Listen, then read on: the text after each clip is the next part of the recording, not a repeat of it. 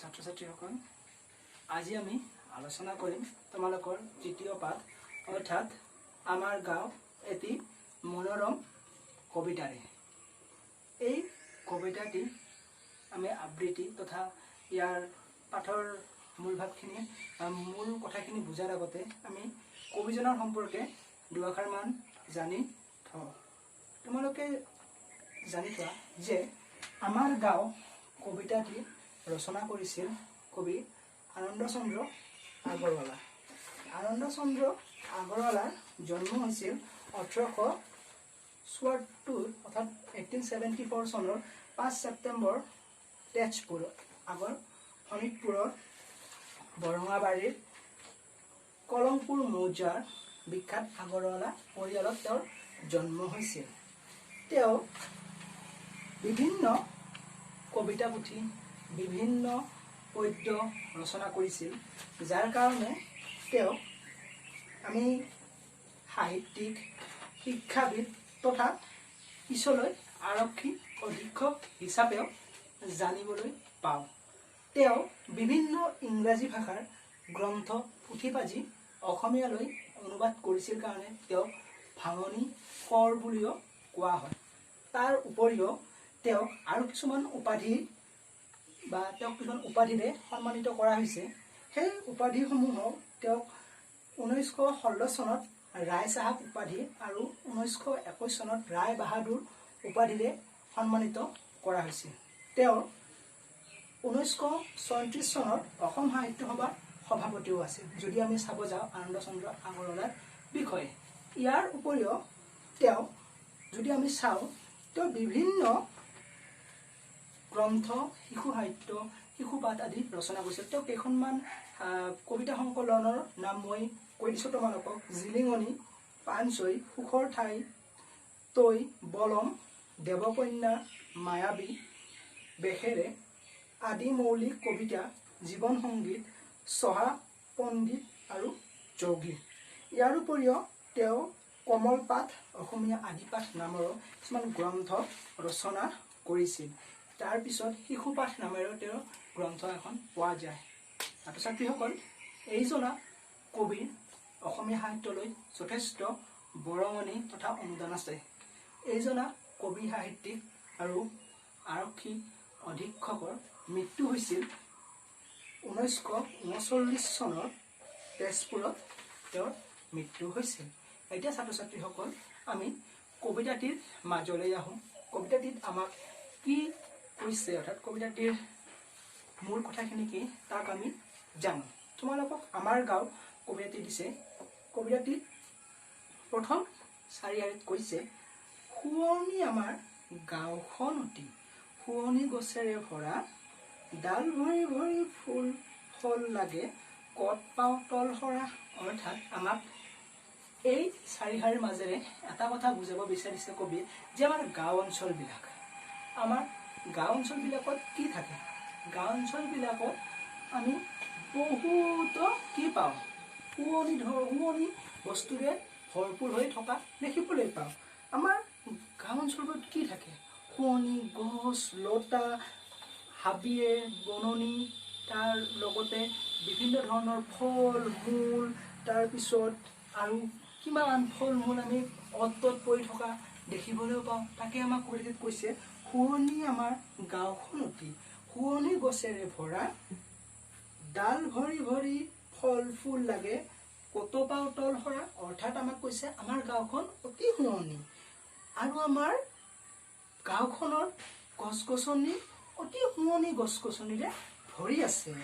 আমাৰ গাঁওখনত ডাল ভৰি ভৰি ফল ফুল লাগি আছে। অৰ্থাৎ আমাৰ গাঁওবিলাকত কি, আমাৰ চহৰীয়া অঞ্চলত আমি এইবিলাক দেখিবলৈ নাপাওঁ, কিন্তু যদি আমি গাঁৱত যাওঁ, গাঁৱৰ ভিতৰুৱা অঞ্চলত আমি দেখিবলৈ পাওঁ এনেকুৱা ধৰণৰ এটি মনোৰম দৃশ্য। তোমালোকে যিবোৰে গাঁৱত থকা তেওঁলোকে নিশ্চয় এই মনোৰম দৃশ্য সদায় উপভোগ কৰা তথা ইয়াৰ সুখ লাভ কৰা। তাৰপিছত আমাক কৈছে ডাল ভৰি ভৰি ফল ফুল লাগে, কত পাওঁ তল সৰা। অৰ্থাৎ ডাল ভৰি ভৰি আমাৰ কি থাকে? ফুল ফুলি থাকে, ফল ফুলি থাকে, কিমান তলত পৰি থাকে ফল ফুলবিলাক আমি দেখিবলৈ পাওঁ। তাৰ পিছৰ আমাক ষ্টেঞ্জাত আমাক শাৰীকেইটাত কৈছে: শুৱনি আমাৰ ধাননি পথাৰ, ধানেৰে উপচি পৰে, শুৱনি নদীৰ পানী ভৰা ঘাট মুদৈয়ে বেপাৰ কৰে। অৰ্থাৎ আমাৰ গাঁৱত কি ধাননি পথাৰ থাকে, কৃষিজীৱী হয় আমাৰ সকলো মানুহবিলাক, বেছিভাগ মানুহে কি কৃষি ভিত্তি কৰি নিজৰ জীৱন কি কৰে নিৰ্বাহ কৰে। সেইকাৰণে আমাৰ গাঁওবিলাকত কি দেখা যায়, পথাৰবিলাকত কি দেখা যায়, ধাননি অৰ্থাৎ ধান গছ দেখা যায়। আৰু সেই ধানবিলাক কি হয়, যেতিয়া ধানবিলাক পকিব ধৰে আমাৰ সকলো পিনে কি হয় সোণৰ বৰণ হয়, কি হৈ থাকে ফুলি বা ধানবিলাক ফুলি আমাৰ উপচি পৰি থাকে। তাৰপিছত আমাক কি দিছে, শুৱনি নদীৰ পানী ভৰা ঘাট। অৰ্থাৎ আমাৰ গাঁওবিলাকত জানাই আমাৰ নদী থাকিব, নদী সেই নদীত কি হয়, আমি নদীৰ পৰা যিবিলাকে ধৰা ঘৰৰ পানী আগত আমাৰ যিবিলাক ভিতৰুৱা গাঁও তেওঁলোকে কি কৰে, নদীৰ পৰাই পানী আনে। তেওঁলোকে নদীত কি কৰে, নদীৰ ঘাটত পানী লৈ গা ধুই কাপোৰ ধুই গৰু ম'হে পানী খায় আৰু মুদৈয়ে বেপাৰ কৰে। মুদৈ মানে হ'ল, মুদৈ উপাধি বা মুদৈ মানে হ'ল যিবিলাক মানুহে বেপাৰ বাণিজ্য অৰ্থাৎ ব্যৱসায় কৰে। তোমালোকে জানা গাঁওবোৰত বহুত মানুহে বেপাৰ বাণিজ্য কৰে, বিভিন্ন ধৰণৰ বেপাৰৰ বাবে বহুত মানুহ গাঁওবোৰৰ পৰা যায় বা গাঁওবোৰত বিভিন্ন ধৰণৰ মানুহ বেপাৰ বাণিজ্য কৰিবলৈ আহেও। তাৰপিছত আমাক দিছে ছালত কোমোৰা, লাও জিকা ভল, ভঁৰালত জহা ধান, গোহালিত গৰু, পুখুৰীত মাছ, বাৰীত তামোল পাণ। অৰ্থাৎ আমাক এই লাইন কেইটাৰ মাজেৰে কৈছে যে আমাৰ ঘৰত বা আমাৰ গাঁৱলীয়া ঘৰবোৰত কি থাকে, সকলো পিনে আমাৰ পাচলি শাক সকলো বস্তু আমাৰ ঘৰতে উৎপাদন হয়। লাও জিকা আমাৰ ঘৰৰ ছালত, তোমালোকে যদি গাঁওবোৰত চোৱা ছালত তোমালোকৰ কি থাকে, জিকাও লাগি থাকে, লাও লাগি থাকে, হয়নে নহয়। তাৰপিছত গোহালিততো গৰু থাকিবই, গৰু গোহালিত থাকেই আমাৰ গাঁওবিলাকত। তাৰপিছত পুখুৰীত মাছ থাকিবই আৰু বাৰীত তামোল পাণ, এইটো কমন আমাৰ গাঁওবিলাকত। গৰু বেছিভাগৰে যি নাই কম দুই এঘৰত নাথাকিব পাৰে, বাট বেছি সংখ্যকৰে কি থাকে তোমাৰ পুখুৰী কাৰোবাৰ নাথাকিব পাৰে, কিন্তু গৰু এটা হ'লে থাকিব, গৰু থাকে। তাৰ লগত আমাৰ দুডাল বা এডাল তামোল গছ থাকিবই, পাণ থাকিবই, কাৰণ আমাৰ মানুহবিলাকে কি খায়, তামোল পাণ খায়, অত্যন্ত দৰকাৰী আমাৰ তামোল পাণ, হয়নে নহয়। তাৰপিছত ভঁৰালত জহা ধান। অৰ্থাৎ আমাক কি কৈছে, আমাৰ ভঁৰাল অৰ্থাৎ তোমালোকে জানানে যিবিলাকে খেতি কৰা বা খেতি কৰ্মৰ লগত জড়িত তেওঁলোকক কি, তেওঁলোকৰ কিছুমানে ভাকৰি বুলিও কয়, তাত ভঁৰাল থাকে য'ত আমাৰ যেতিয়া ধানবিলাক কাটি আনে, ধানবিলাক মাৰণ মাৰি যেতিয়া ধান তাৰ পৰা সেই ধানৰ গছবিলাকৰ বা ধানবিলাক মানে আঁতৰাই পেলোৱা হয়, সেই ধানবিলাক চাফা কৰি ৰ'দত শুকুৱাই কি কৰে, আমাৰ এটা ছাইডত আমাৰ কেতিয়াবা ধাৰিৰে বা কেতিয়াবা আমাৰ তোমালোকৰ পকা কৰি বা যিকোনো পদ্ধতিতে মানে তোমালোকৰ বা কেতিয়াবা ডাঙৰ কিবা পাত্ৰত ধানবিলাক ৰাখি থৈ দিয়ে। আৰু সেইটো ভঁৰাল নামেৰে আমাৰ গাঁওবোৰত এতিয়াও প্ৰচলিত হৈ আছে। গাঁওবোৰত তোমালোকে যদি কাৰোবাৰ ভঁৰাল চোৱাৰ ইচ্ছা আছে, যাৰ খেতি আছে বা যোনে ধান খেতি কৰে, তেওঁলোকৰ ঘৰত যাই চাবাচোন, তোমালোকক দেখুৱাই দিব। বা মই তোমাক পৰৱৰ্তী প্ৰশ্ন উত্তৰ ফিতান্তিত তোমালোকক এই সম্পৰ্কে মই ফটো আকাৰে দেখুৱাই দি থ'ম।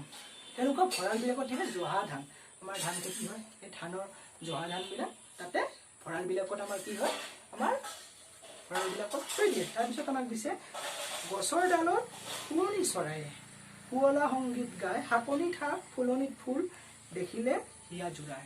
অৰ্থাৎ আমাক এইখিনি যোগেদি কৈছে যে আমাৰ কি, তোমালোকে জানানা এতিয়া কি, এতিয়া কাঠল আম এইবিলাক পকাৰ সময়, তোমালোকে নিশ্চয় শুনিছাই গাঁৱত যিবিলাক থকা বা চহৰতো কেতিয়াবা শুনিবলৈ পোৱা গছ গছনি থকা ঠাইখিনিত যে আমাৰ এটা চৰাই আছে না কাঠল পকক, এনেকুৱা ধৰণৰ কিছুমান চাউনেদি কি কয়, কুলি, বিশেষকৈ কুলি কু কু বুলি যে মাতে।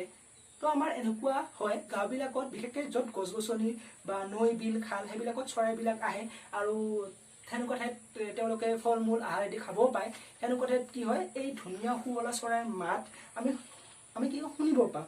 আৰু আমাৰ শাকনি ঠাক থাকে আৰু ফুল থাকে, প্ৰত্যেক ঘৰৰ মানুহৰে ফুল থাকে আৰু ফুল থাকে, শাকনি ঠাক, কাৰণ গাঁৱৰ মানুহখিনি বেছিভাগে নিজে স্বাৱলম্বী হয়, অৰ্থাৎ নিজে খেতি বাতি বা নিজে নিজৰ খাদ্য আহাৰখিনি আমাৰ প্ৰস্তুত কৰি লয়, ঠিক আছে। তো আমাৰ সেইবোৰ দেখি কি হয়, আমাৰ মন ভৰি যায় শান্তিৰে। তাৰপিছত আমাক কৈছে ঘৰে ঘৰে ৰং ধেমালিৰ হাত, ঘৰে ঘৰে হাঁহি মুখ, ঘৰে ঘৰে ভাল চেনেহা চেনেহী, ঘৰে ঘৰে দেখো সুখ। অৰ্থাৎ আমাৰ গাঁৱৰ মানুহবিলাক কেনেকৈ থাকে, আমাৰ গাঁৱৰ মানুহবিলাক ইজনে সিজনৰ লগত মিলাপ প্ৰীতিৰে থাকে। অৰ্থাৎ আমাৰ গাঁৱৰ মানুহবিলাকে ইজনে আনজনৰ ঘৰত কিবা বিপদ আপদত বা এনেও ইজনে আনজনৰ ঘৰত ফুৰিব যায়, হাঁহি তামোচাৰে ধেমালিৰে। তোমালোকে জানাই যিবিলাকে ঘৰত থকা তাৰমানে কি কৰা, ফেমিলিবিলাক মা দেউতা ভাইটি বাইদেউ বা ভণ্টি বা দাদা সকলোৱে আমি কি ধেমালি কৰোঁ, আমি ফূৰ্তি কৰোঁ, আমি সকলোৱে হাঁহি থকা মুখ, আমাৰ সকলোৰে উৎফুল্লিত মন, আমাৰ সকলোৰে উৎফুল্লিত মুখবিলাক আমি দেখা পাওঁ। ঠিক আছে। তাৰপিছত পিছে ভাওনা সভা গীত ভাল পোৱা মধুৰ মুৰলী দান, দহটাৰ কাম একেজনে কৰা চহাৰ সৰল প্ৰাণ। অৰ্থাৎ আমাৰ গাঁওবিলাকত কি চলে তোমালোকে জানাই যে আমাৰ ক'ৰবাত দুৰ্গা পূজা বা ক'ৰবাত বাসন্তী পূজা বা ক'ৰবাত মনসা পূজা বা ক'ৰবাত আমাৰ যদি চোৱা তোমালোকৰ যিকোনো এটা দৌল উৎসৱ বা তোমাৰ যিকোনো এটা উৎসৱ দিলে আমাৰ কি হয়, আমাৰ বিশেষকৈ গোৱালপাৰা অঞ্চলখিনিত আমাৰ কুচান নৃত্য, অৰ্থাৎ খাটাল বুলি যাক কওঁ, কুচান নৃত্যৰ আমাৰ প্ৰচলন দেখা যায়। আৰু আমি যদি কামৰূপৰ কোনোবা আছে বা কামৰূপৰ ঠাইখিনিত যদি আমি চাওঁ তাতে কি চলে, তাতে তোমালোকে ভাওনা দেখিবলৈ পাবা, নাগৰা নাম দেখিবলৈ পাবা। তাৰপিছত তোমালোকে তাতে নাগৰা নাম, ভাওনা আৰু বিভিন্ন ধৰণৰ তোমালোকৰ বিয়া হওক, সবাহ হওক, দিহা নাম, তোমালোকৰ খিচা গীত, এইবিলাক বিভিন্ন ধৰণৰ লোকনাট্য অনুষ্ঠান তোমালোকে কি কয় সেইবিলাকো দেখিবলৈ পাবা। তাৰপিছত আৰু আমাক দিছে যে আমাৰ গাঁৱৰ মানুহবিলাক কেনেকুৱা, আমাৰ গাঁৱৰ মানুহবিলাকৰ জীৱন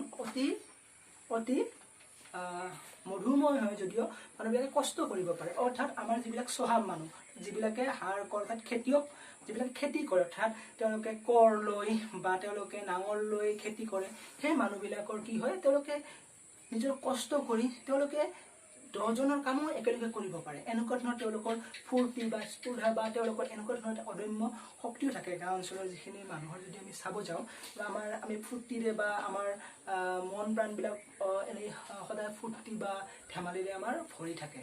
ঠিক আছে। তোমালোকক এই কবিতাটিৰ যোগেদি তাকেই ক'ব দিছে যে দহটাৰ কাম একেজনে কৰা চহাৰ সৰল প্ৰাণ। অৰ্থাৎ 10জন মানুহৰ কাম একেলগে ক'ব পাৰে কোনবিলাক মানুহ, চহা মানুহ। চহা মানে হ'ল যিবিলাক হাল কৰ এইবিলাক এই ধৰণৰ লৈ খেতি কৰে। খেতিয়ক সম্প্ৰদায়খিনি আমি বিশেষকৈ যদি কওঁ হাল কৰ এইবিলাক থাকে তেওঁলোকৰ লগত, সেনেকুৱা মানুহ। ছাত্ৰ ছাত্ৰীসকল তোমালোকে কবিতাটি নিশ্চয় অলপ হ'লেও অনুমান কৰিব পাৰিছা কবিতাটিৰ যোগেদি আমাক কি ক'ব বিচাৰিছে। মই কবিতাটি তোমালোকক আবৃত্তি কেনেকৈ কৰে সেই সম্পৰ্কে আমাক জনাই দিম। কিন্তু কথা হ'ল যে আনন্দচন্দ্ৰ আগৰৱালা আছিল, তেওঁৰ কবিতাসমূহ যদি আমি চাব যাওঁ যে তেওঁলোক কবিতাসমূহৰ প্ৰতিটো কবিতাৰ শাৰী আমি গাঁৱলীয়া চহা জীৱনৰ আমি কি পাওঁ, এটা গন্ধ পাওঁ। অৰ্থাৎ গাঁৱলীয়া চহা জীৱনক লৈতো বহুতো কবিতা ৰচনা কৰিছে। তাৰে এটি হ'ল আমাৰ গাঁও কবিতাটি। আমাৰ গাঁও কবিতাটি তোমালোকে চোৱা, প্ৰথমৰ পৰা আমাক কি দিছে যে আমাৰ গাঁও কবিতাটিত তোমালোকে চোৱা যে আমাৰ গছ গছনি অসংখ্য ফল ফুল লাগি থাকে। তাৰপিছত গছ-গছনিত আমাৰ অসংখ্য ফল ফুল লাগি থাকে, তলত বেবেৰ তলত বহুত ফল ফুল লাগি থাকে। তাৰপিছত আমাক কিছে আমাৰ ধাননি পথাৰবোৰ শুৱনি, ধাননি পথাৰত ধানবোৰ ধান হৈ এইবিলাক হালি জাৰি থাকে। তাৰপিছত আমাৰ কি কৰে, নদীৰ ঘাট, যিবিলাক ঘাটত গৰুৱে পানী খায়, মানুহে তাৰ পৰা পানী লৈ যায়, গা ধুই কাপোৰ ধুৱে, সেনেকুৱা আমাৰ গাঁও অঞ্চলবোৰৰ নদ নদীবোৰ। তাৰপিছত আমাৰ গাঁওবিলাক কি মুদৈ মানে যিবিলাকে বেপাৰ বাণিজ্য কৰে, তেওঁলোকে গাঁৱৰ পৰা যায় বেপাৰ বাণিজ্য কৰে। তাৰপিছত চালত আমাৰ বিভিন্ন ধৰণৰ শাক, তাৰপিছত পাত, বিভিন্ন ধৰণৰ পাচলি, কোমোৰা, লাও, জিকা এইবিলাক লাগে। বিভিন্ন ধৰণৰ চৰাই তেওঁলোকে জানাই, যিবিলাকে গাঁৱত থকা বিভিন্ন চৰাই চিৰিকটিৰ বিভিন্ন তোমালোকৰ কি পা তোমালোকে তাৰে শব্দ অহৰ্নিশে শুনি থাকিবই পোৱা। তাৰপিছত আমাৰ গাঁৱৰ মানুহবিলাক সদায় মিলা প্ৰীতি থাকে, সদায় ইজনে আনজনৰ লগত এটাচ হৈ থাকে।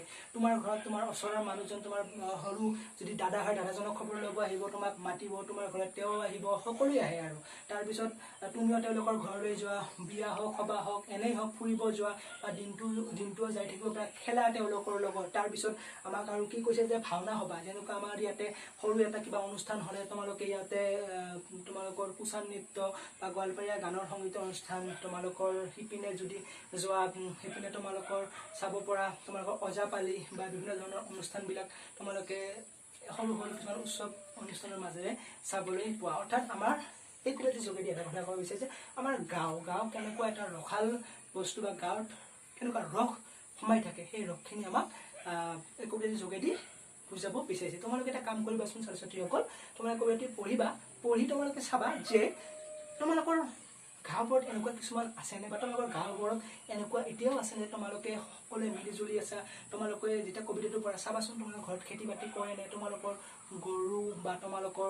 গৰু পুখুৰী তোমালোকৰ এইবোৰ আছেনে, তোমালোকৰ খুৰা দেউতা পেহা পেহী বা ওচৰৰ মানুহবোৰ কাম কৰিব যায়নে খেতিত।